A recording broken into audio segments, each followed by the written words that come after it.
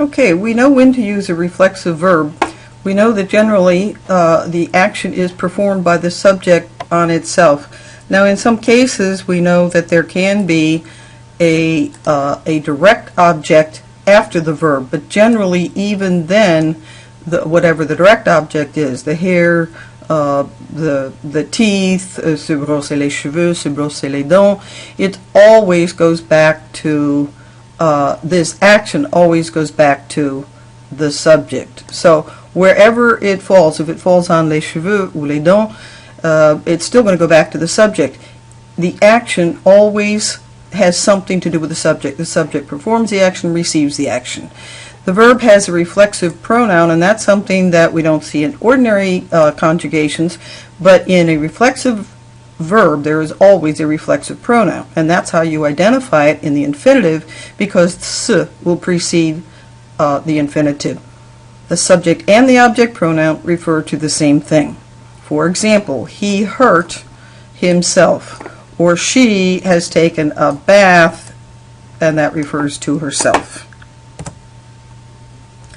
The reflexive pronoun is placed directly in front of the verb. Now sometimes the subject will come after in the situation where there's a question, but almost always it will be subject, reflexive pronoun, and then verb. That is the standard position in a reflexive sentence. So the reflexive pronoun usually precedes the verb.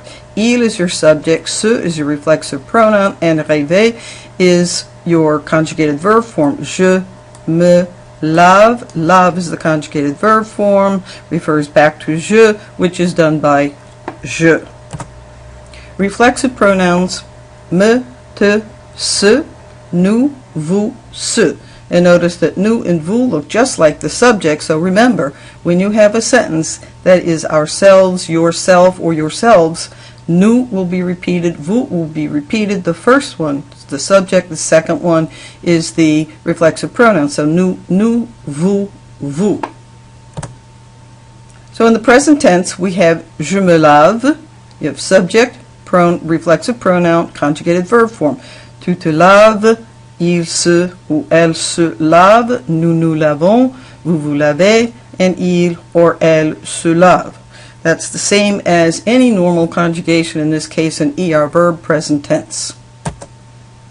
Now the passe composé is a little bit different. The passe composé, you have the subject, so forth, and then you have the reflexive pronoun, and so forth. And then remember that the passe composé has two parts. So in this case it's suis lavé. Je me suis lavé. And notice that verbs that are reflexive are conjugated with être in the passe composé. So je me suis lavé. And then the next thing to remember, after remembering that verbs that are reflexive in the passe composé are conjugated with être. Always have your reflexive pronoun, and that's going to precede the auxiliary. The next important thing is to know that just like those verbs that were conjugated with être, for example, the verbs of motion, going up, going down, going out, coming in, all those verbs that were conjugated with être, also the past participle agreed with the subject. In this case, the past participle actually agrees with the preceding reflexive pronoun. Now, in most cases, that is going to be a direct object, and it refers to je, or tu, or il, or elle, and so forth.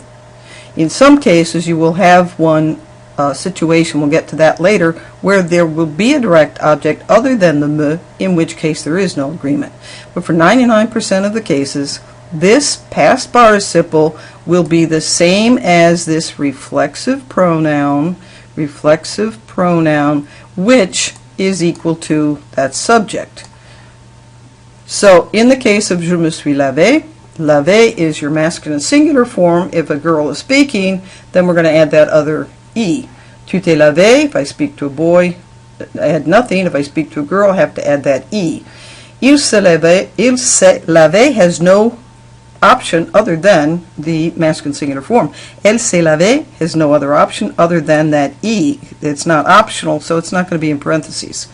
Nous nous sommes lavés, that is optional, ES if it's boys, and ES if it's girls.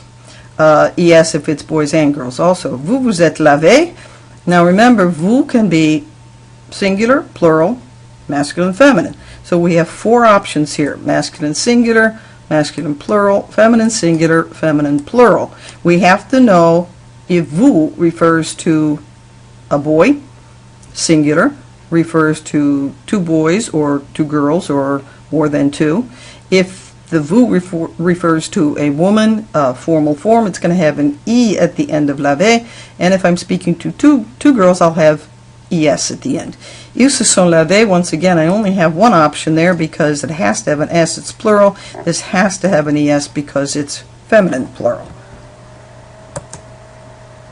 So if I want to write any of these sentences in the negative form, there's one easy thing to remember. The reflexive pronoun and the conjugated verb are never separated. So we know that ne precedes a verb, pas comes after the verb. In the case of a reflexive verb, because the reflexive pronoun and the verb cannot be separated, I just push the ne over here, and again the pas is going to come after the verb. So, ils ne s'amusent pas, ils ne se sont pas amusés. In this case, the se and the auxiliary verb are not separated. So I put ne in front of that, and I put pas after that, and then my past participle is over here. In the case of one verb, se precedes the conjugated verb form ne, then is pushed over one, and then pas after. Ils ne se sont pas amusés, it's the auxiliary verb that is made negative with the se still coming right before the auxiliary. So some extra vocabulary that you might need for reflexive verbs are as follows. Se raser, to shave oneself. Se réveiller, to wake up.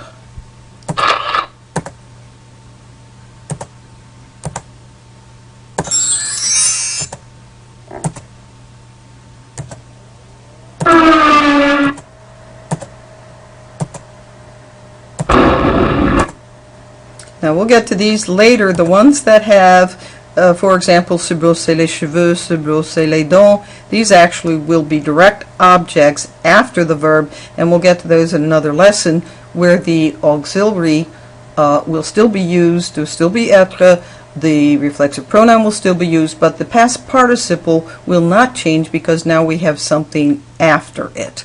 So when I have something after the reflexive verb, it's a direct object, then when I conjugate this, the past participle will not agree. It will simply be just the one form of the past participle.